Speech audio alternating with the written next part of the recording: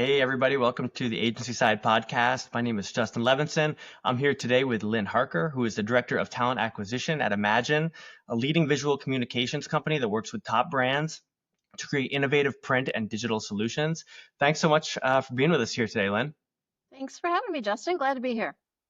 Yeah, I'm really excited to speak with somebody that's involved in talent acquisition, especially at such a great company. Maybe you can start. I guess the first thing I'd be curious is how you got into talent acquisition in the first place. Sure. Talent acquisition kind of found me.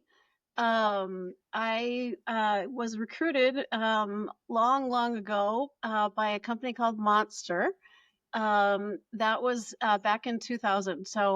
In 2000, Monster reached out to me. It was just really the beginning of, internet passive recruiting.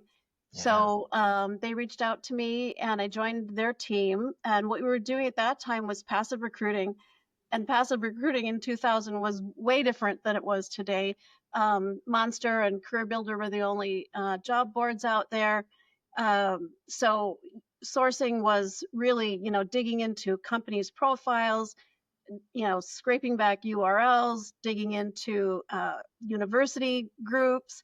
So it was really, really entry level, sourcing. So I started there and I worked for Monster for about 10 years. And then in 2008, there was a big downturn in recruiting, across the country. Lots and lots of people lost their jobs then, including myself.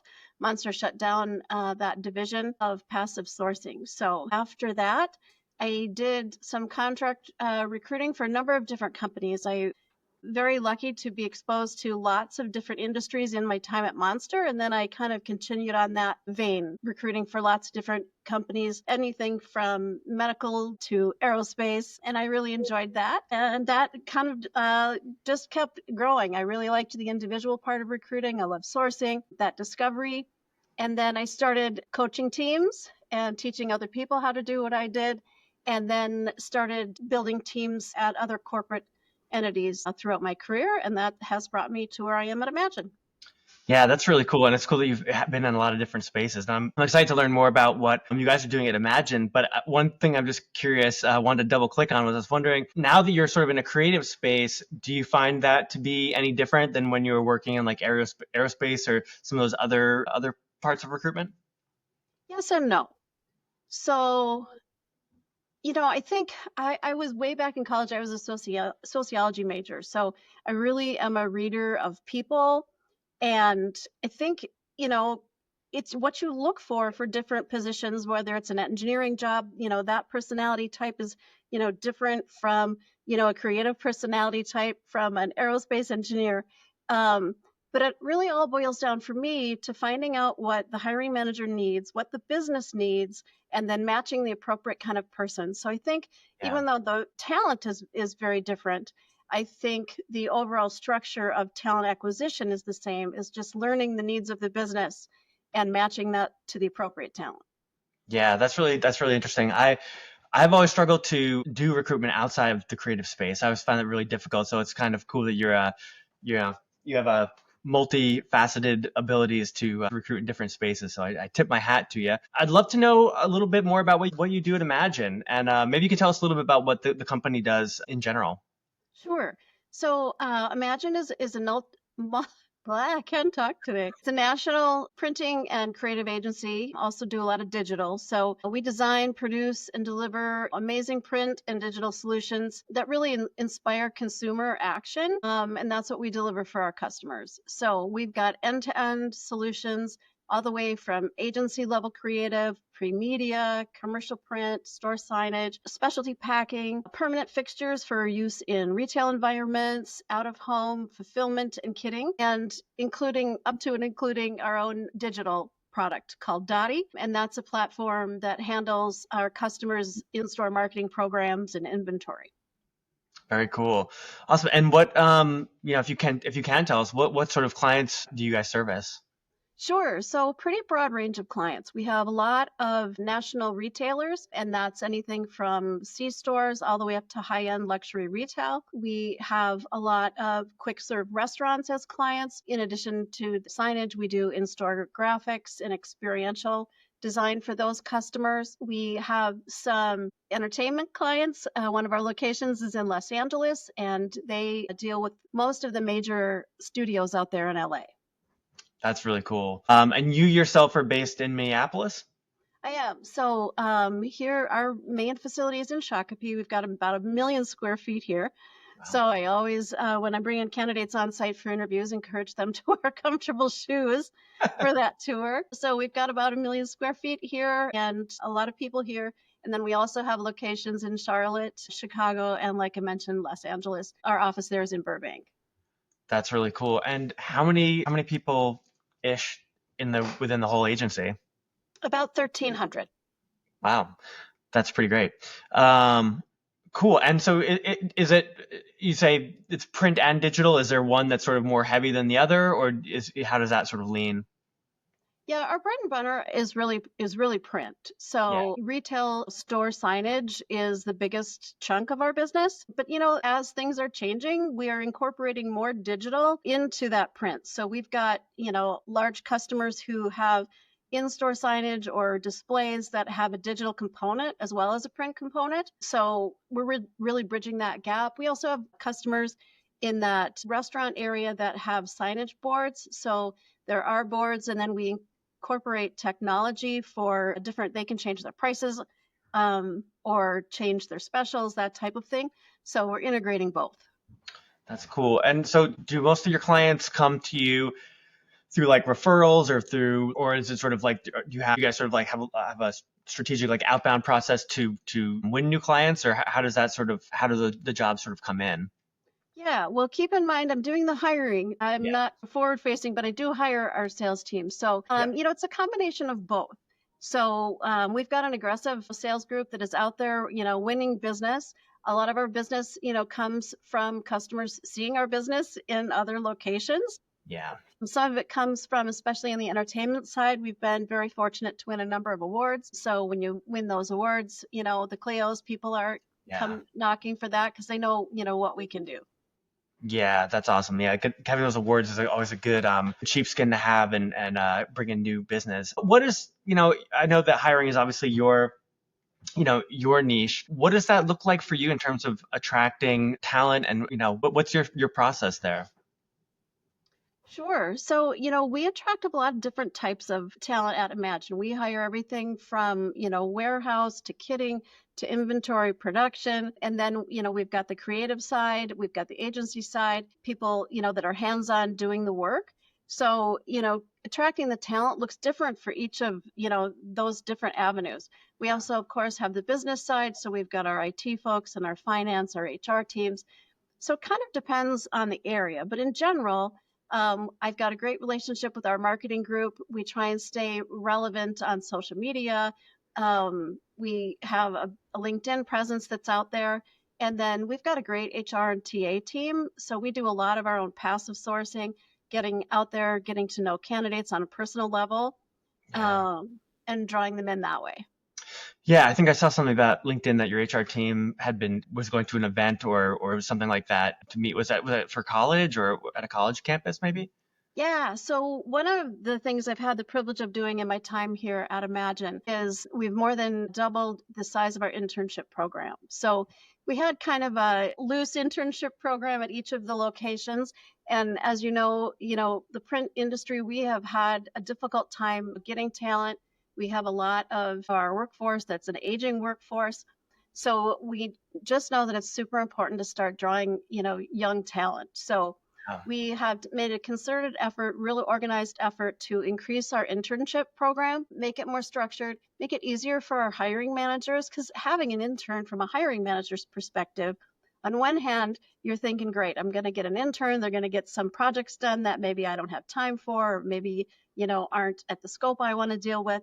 But on the other hand, training an intern takes time too, and our management teams are busy. So we put some things into place so that it makes it easier for them. We've got them getting project lists in advance so that they're ready to go when our interns come. We've got more of a presence at the universities that have our programs. And so we're meeting out there, meeting new students. So I'm happy to say we've had a great adoption across Imagine for that program, and it's bringing in a lot of new talent for Imagine. Yeah, that's really cool. That seems like a really innovative approach, really finding the up and coming folks out of college and getting them exposed to what you're doing. Have there been some real success stories with people that have come as interns and worked their way up to, having full-time positions over there? Yep, absolutely. I think, trying to think, out of our last intern group, I think we had about 25 interns, and I think we hired 4 of them full time. Additionally, 2 of them are coming back again. They were on the younger side, and so they still haven't graduated, so they'll be doing an internship with us again this summer. So a lot of great success. One of the things that we've done in the internship program that's been super successful is that we've been buddying our interns with an intern from another location. So they're getting to know people across the country, and it allows them, even if they don't end up at Imagine, it allows them to further their network capabilities because, as a recruiter, you know how important that is. So we're Totally. really giving these young students an advantage to start networking and meeting new people outside of their own sphere through the program. That's interesting. And have the people that you guys have been attracting, have they been, I guess have they been typically studying in school? Have they come from sort of vast, backgrounds in terms of what their studying is? Yeah, just like I laid out, the different types of people that we hire. We're bringing in interns in all of those areas. So we might have a creative intern who is teamed up with a finance intern in the buddy program. We're not always necessarily getting them teamed up with someone in their exact same area, just to increase, their knowledge of the many different departments that we have at Imagine. So we had interns in the creative space. We had interns in finance, in production, talent acquisition always has an intern. I never turned down the opportunity to have an intern in my department. Where else? Just really all our revenue group has an intern. Our marketing group has had some really successful interns. We've got one right now who's doing a great job laying out new things for us. We really learn a lot from our interns. One of the things that attracted me to Imagine and that I really like about Imagine is that our leadership is really open-minded to ideas coming from anywhere. So we had some great ideas that came out of our interns last summer, Really? and Imagine's not afraid to run with those ideas. I don't want to call them kids, but the students really have great ideas and they have a lot of value to them, and Imagine recognizes that, and I really think it gives them a good experience. That's terrific. Yeah, not every agency has that sort of collaborative open-mindedness to have everybody have a say at the table. So that's pretty cool. For selfish reasons, I'm just curious how you train an intern recruiter. What does that look like when you're training somebody? I want to know the secret sauce, Lynn. Sure. So, we start off, we had a great intern last year. If anybody's looking for an early career TA person, I wish I was hiring. So we start off by giving them a broad view of all of the HR areas. So we had her do shadowing with TA, of course, and with each of our other groups. And then she starts out by reviewing resumes, sits in on interviews with us. We do video interviews as our screening, and we do really robust screening interviews that are fairly in-depth behavioral based interviews. So she Yeah. sits in with those until she was comfortable. Our intern last year was a very quick learner. So she went on quickly to start doing her own interview screenings. And like I mentioned, we had a video screening program. So her manager, one of my TA specialists, would watch her interviews when she was on her own then and give her some coaching. So she did that. She did some extra projects for us. I mentioned we're expanding our internship program, so she did a lot of research for us on different universities that have the programs that we were looking for and giving us a database of places we could expand to when we're out doing that networking. Yeah. So really a hands-on approach, some video training. Of course, we've got some canned, training on what you can and can't say on interviews. So some of that for the intern as well. Yeah. That's cool. Do you what program do you guys use for your video interviews? That's kind of a funny question. Well, it's not a funny question. That's kind of an unfortunate answer, actually. We used a company who I shall not name. And the first of the year, the functionality was turned off. We weren't given any notice. So it was really unfortunate. It was a great platform and it was very affordable. Yeah. So that was a great tool for us. It allowed us to make clips of the videos, send them to our hiring managers. It was interesting when we started using the platform, we had some concern that it might reduce the number of people that our hiring managers wanted to move forward to next steps. And we found really the opposite was true. When they were able to see those clips that we were showing them of the candidates, they were more willing to interview a wider variety of candidates. So it was really very successful for us. This year, since we lost the system, we've just been doing it manually through Teams. It's not Yeah. quite as robust, not as easy, but we're integrating a new ATS this year. And after that is complete, then we'll have the functionality again. Yeah. What do you have any tools that you enjoy using that are, you say you're changing your ATS. Do you know which one you guys might be interested in? Well, I definitely know which one we're going because we're halfway through our integration. Yeah, Nice. we're integrating into ISOMs. Oh, cool. Awesome. Yeah, I'm always a nerd about all the software and different tools and stuff that happen in recruitment. I recently started a new tool that maybe you've heard of it or maybe you haven't. It's called Fixer AI. And I've been using this in my email, which has been pretty cool. It's FIXR, and it learns my email style and how I respond, and it learns the more I do it, and it gives me responses, so I don't have to actually manually type my emails, which is really good because I've busted my hand from typing so much in Oh, my no. computer. So yeah, I'm not sponsored by Fixer AI. This isn't by no means an endorsement, but it's just something I'm always looking for those little things that just like save a little bit of time and make the job more to focus on the things that I'm sure you like as well, which is talking to people and engaging and being a high level consultant and the stuff that they pay us the big bucks for, right? Yeah. Well, you know what? That's really interesting. I get, reach out from AI companies probably 5 a day. And because we're doing an integration now, I've kind of put a pin in that. But I Mm. like to hear that the AI is getting smarter on tone. One of the drawbacks to AI, we're using some AI now for reach outs. LinkedIn's got a moderate AI function That's very to kind make of you to say, Lynn. it takes it's good for beginners, Yeah, because it shows them, the types of things you're looking for. It's obviously not robust. It's obviously not as smart as I'm sure that it will be yeah, someday, but finding the right tone and when we're looking for candidates, we really have to stand out in, the market that we've had in the last couple of years. Hiring is no picnic. And I know I'm preaching to the choir here. So really those reach outs, people have a short attention span. You have a short amount of time, limited number of characters to reach yeah. out to people to really catch their attention. That and the AI functionality isn't always, as personalized as I think you need it to be to really catch those candidates' attentions. Yeah, and especially because we're both in a creative space, and I actually have a recruitment coach, and we were joking the other day because we were talking about how important copy is, because everything is so sometimes honestly it's over personalized because of the copy, or it's just doesn't sound human.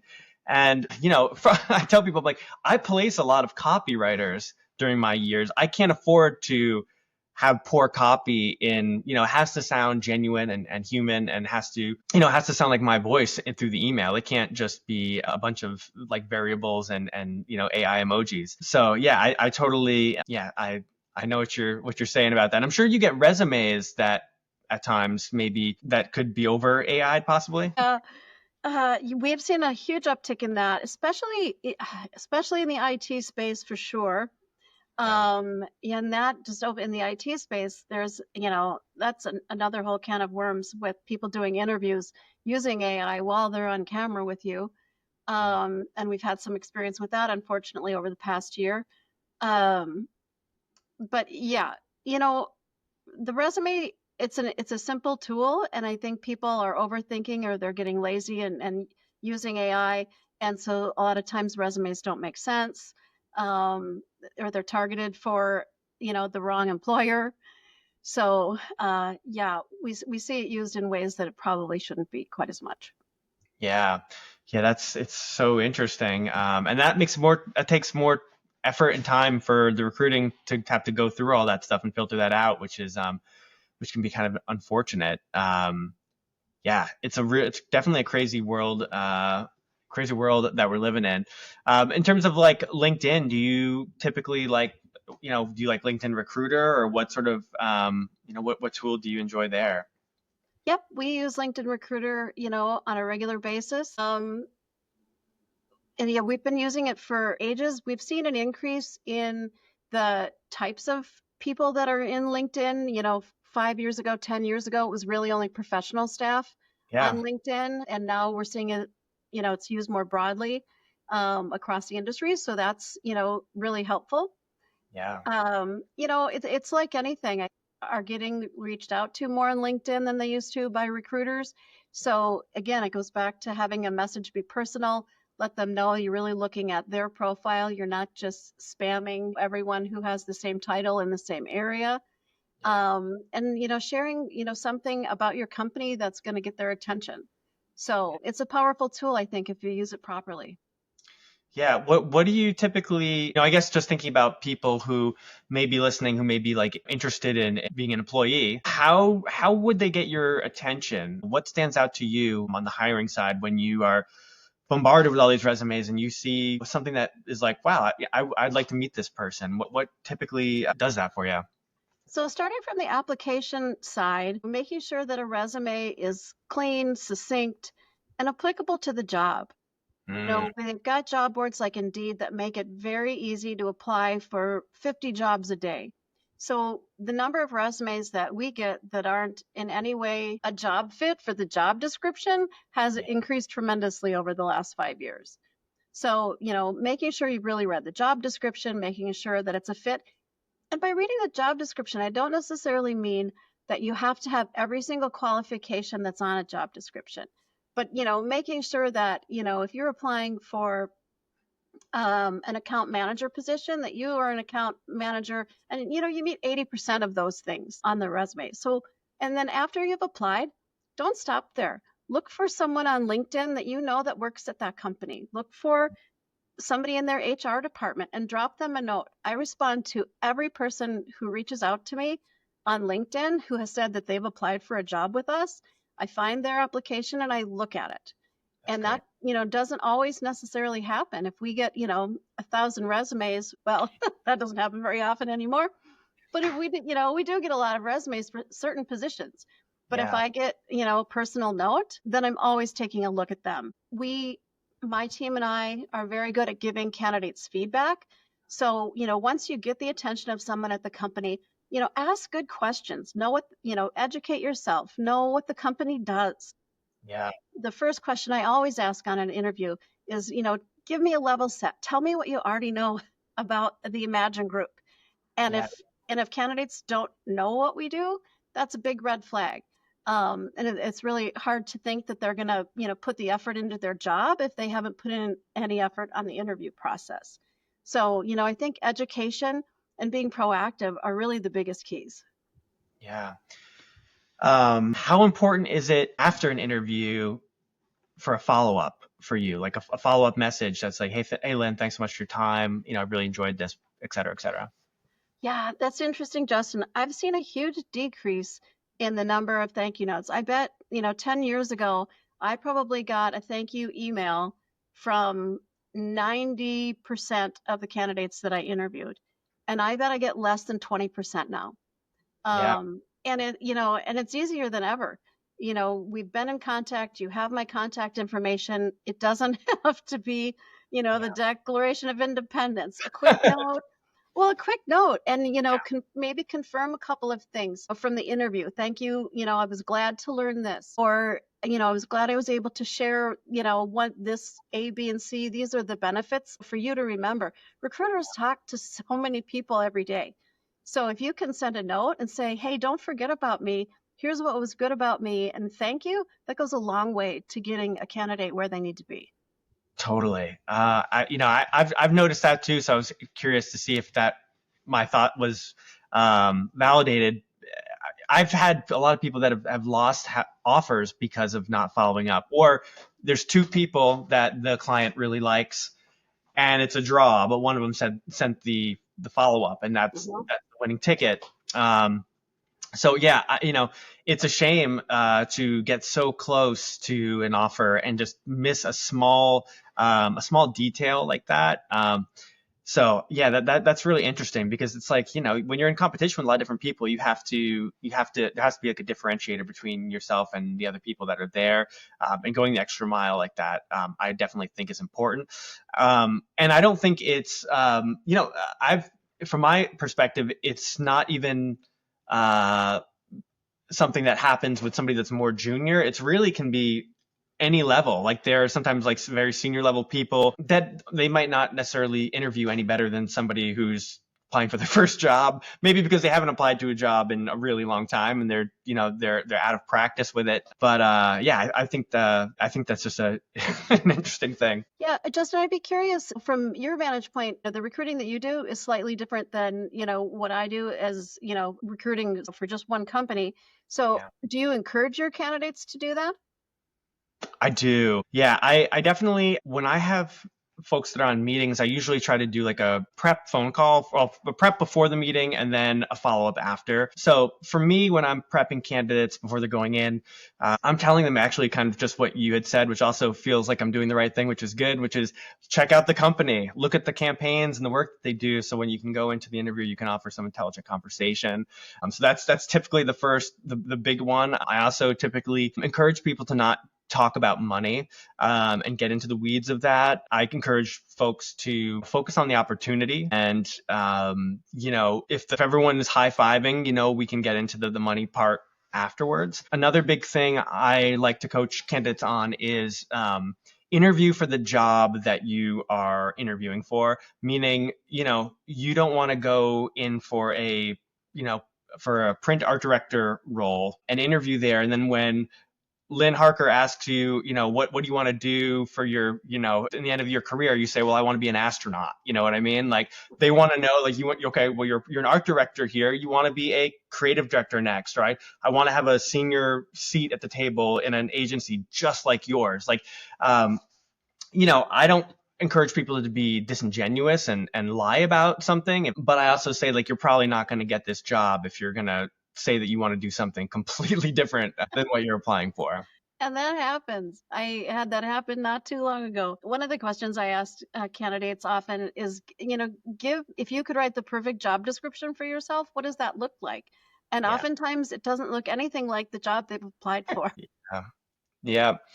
It's and it's interesting. Like I said, it's all levels. I've seen different people lose opportunities from simple things, as simple as just how they dress for their interview. I had one gentleman who was very close to landing a great job, and it was like dress down day at his company that day. So he wore like sweatpants and his hat backwards, and it was very relaxed. But he also had an interview that day and showed up to the interview in that same outfit. And the client said, "Hey, Justin, we really liked, the candidate, but I don't think based on what he walked in his clothes, I don't know if he's going to be a cultural fit for what we're looking for." So perfect candidate, smart individual, completely qualified, didn't show up looking too great, and we're all out of luck. So yeah, it's a wild industry and it's ever changing. For sure. And I'm always interested in folks who are working internally and kind of understanding what they're thinking and what they're seeing as well. And Yeah, I'm digging all these insights. So I guess, how have things changed a lot since you have started your recruiting recruitment? I'm curious. Like you said in the beginning, it was a lot of like Monster and a lot of that kind of stuff. Um, do you feel like it's the same business now? Is it essentially the same thing? Is it being, or does it feel like a whole different beast since when you first got into it? Yeah, it's some of both. So, in terms of passive sourcing, and I've got a corporate internal talent acquisition team. So, we do a lot of sourcing. The talent acquisition teams can, be different from company to company. Some, are run more like an HR function where, they're using external agencies and getting candidates from agencies, and they're the middleman between the hiring manager and the agencies. But with the groups that I have built into place in my last 3 or 4 companies, we really have a sourcing TA group. So, we are really digging in and doing passive sourcing and reaching out to find that talent, because oftentimes the best talent are people who aren't really looking for jobs. So, Totally. in terms of sourcing the change in the industry, I think on one hand, it's easier because I can go to LinkedIn and I can type in a job title and a location, and I can put in some extra keywords for the types of software I need them to have or the kind of education I'd like them to have. And then I can, find a list of candidates that I can reach out to. Yeah. And, 10, 15, 20 years ago, that didn't exist. So in those terms, it's easier to find candidates. On the other hand, because it's easier, those candidates are getting more reach outs and kind of have that turnoff. Just like, we don't open junk mail that comes in the mailbox. We have spam filters, get, things moved just to spam, in their minds, in their LinkedIn messages. So it's kind of a catch-22, and that's where I think if you have a really good, solid company, you can talk about what your company is doing, you can meet people on a personal level and increase your networking. That's what makes a TA team successful. So yeah, I think we've seen changes, but it's still challenging, but that's why we like what we do, right? I'm sure, Right. you like that, Hunter, you wouldn't be, doing what you do. So it's changed, but yeah, for the better, just different. Totally. I'm always interested in, it's probably a buzzword, but like disrupting the ecosystem a bit. And so, yeah, a couple of things I have found to be successful with Reach Out, especially in the last year or so, is personalized video is something that I've been really having success with. And I'm not saying like just making a video and like having the AI change the name of the person, but like really having people on the team send out personal video. And the other thing I've found that I've really enjoyed is doing personalized voice messages through LinkedIn because, like you said, it's so overly saturated with, there's so much LinkedIn automation and multi-channel automation that you have to like shake the computer screen to get somebody to answer you. So yeah, that kind of stuff we've had some success with that as of late, and it's kind of fun to do. So yeah, I don't know, it just came to mind. There's always like a new trick to getting people to pay attention. It's ever changing. Yeah, absolutely. One of the things I'd like my team, after we finish our integration this year, I'd like to start dabbling in some video job postings, because they're watching videos, they're scrolling their social feed. That's the way people are connecting and paying attention to things. So I think that's really a big opportunity for the talent acquisition industry as we're moving ahead. Yeah, I love it because it's really personalized too, and people can kind of just see it with their own eyes, which is great. Yeah, I guess another thing I've been sort of interested in is as far as I'm curious, like, because I know Midnight Oil is part of Imagine. What maybe you can explain how the structure of that and how that fits into Imagine. Sure. So Imagine started in Minneapolis, and then we acquired the other 3 locations. Like I mentioned, Charlotte, Chicago, and Burbank. Each had their own name. We changed the name of both Charlotte and Chicago to Imagine, but Midnight Oil kept their name for brand recognition. Like I said, the majority of their customers are in the entertainment industry. It's a small space. They were very well known, had a very good reputation. So we just left, their business name as Midnight Oil, but they're as much a part of the Imagine Group as any of the locations, and we work closely with them. My team does all of the hiring for that group. I've been out there a couple of times to visit those teams. Yeah, they get to do the stuff that's the flashiest. They get to do the Yeah. stuff that's out there. I think people sometimes forget, when they think about print. I know when I was recruited to Imagine, I thought, well, why would I go into the printing industry? Printing is dead. But when you really start thinking about print's everywhere.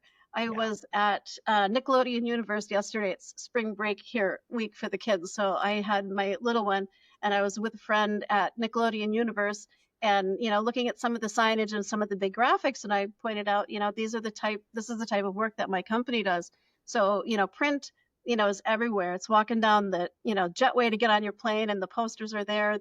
That's stuff we do. When the Barbie movie was in theaters, those big Barbie boxes, that was stuff that we did. And so you really have to think about print in a much larger space than most people think about it. So our Midnight Oil group does get to do a lot of really cool things. Recently, they did the outside of the theater for the Saturday Night Live 50th. And yeah, so they really get to do fun, flashy work. It's complex, right? It's a lot of, installation, a lot of fabrication. They've got just amazing creatives that have been there a really long time. They're a really fun group. Yeah, and you like LA? You like being out in that neck of the woods?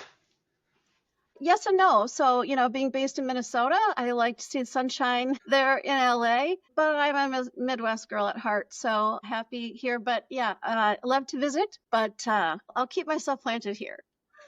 Yeah, I actually am located in Vermont. I used to live in Los Angeles for quite a long time, but my wife and I, and we had kids, and it seemed like it would be a little bit of a more laid back spot. So I'm out here in the boonies, even though I work on LA hours for the most part. Curious, in our last like 5 minutes or so, what do you like to do outside of work? What are some things that you enjoy on a personal note?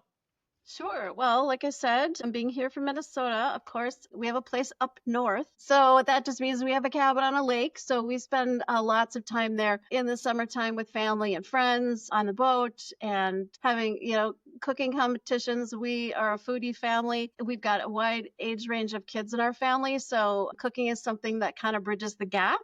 So we had some fun competitions last year on the Blackstone to see who could come up with the most creative meals while we're at the cabin. So yeah, we love to spend time up north, love to spend time in the kitchen. Right now, my husband and I are working on a remodel here in our house. Cool. So, typical things that you do when you're away from work. Yeah, I love that. I think before the call, I mentioned that we're doing some remodeling here too, and one thing that we're actually doing a kitchen remodel, and we're doing like our house is from like the late 50s, so we're trying to keep it, we're trying to keep like this mid-century modern sort of style. So if you were gonna get an idea of what my house is looking like, it's looking very much like the Brady Bunch house. If you're gonna take a look at what's going on up there, my friends think we're crazy, but that's just kind of our style. It's a little quirky, but yeah. In terms of, do you follow any Minnesota sports? Are you a Twins fan or a Vikings fan, or do you follow any of that stuff? Yeah, for better or for worse, I'm a diehard Vikings fan. Yeah, Yeah, yeah. This season so close, but yet so far, which just could be the story of the Vikings, entire I know, since career. Fran Tarkington, right? Yeah. I happen to be a Vikings fan for no logical reason whatsoever, except that when I was a boy, I loved their football helmets with the purple and like the horn back Yep. there. And back in the day, you used to be able to buy in the grocery stores. You put a quarter in, and you'd get these plastic football helmets out of the machines. And I wanted to get every single football helmet in there, but I couldn't wait to get the Vikings football helmet because I just something about that uniform just really got me excited, and I was a fan ever since. And you ask anyone in my family, they think I would be a Patriots fan or just anything that would be close to me. And nope, diehard Vikings fan, and that's just how it's always going to be. Well, we're happy to have you, and we've got a great coach. KOC is awesome. So, like any Vikings fan, I'm going to start out the next season again with high hopes. Totally. Well, I think JJ McCarthy, as long as he stays healthy, maybe he'll be the future of the franchise. I'm hoping We're that sure hoping. hope he does well. But awesome, Lynn. Thank you so much for being here today and talking to me. It was really wonderful to learn about Imagine. I guess lastly, is there any, if people are interested in learning more about Imagine Group, how can they find more about you? Sure. Well, first, check in with our website, theimagingroup.com. A lot of great information. Our marketing team's done a fantastic job with our website. Otherwise, connect with me on LinkedIn. Shoot me any questions. I'm always happy to connect with people in our industry. We hire, creatives. We started Imagine Studio. We didn't talk a lot about that, but we started Imagine Studio 2 years ago to give a better end to end for our clients.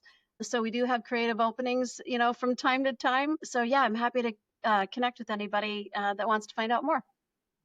Awesome, Lynn. Well, really appreciate your time, and hopefully at some point we can get you back on to hear even more about Imagine Group and everything that you're doing. So yeah, have a great rest of your week, and take care. Thanks, Justin. All right, bye.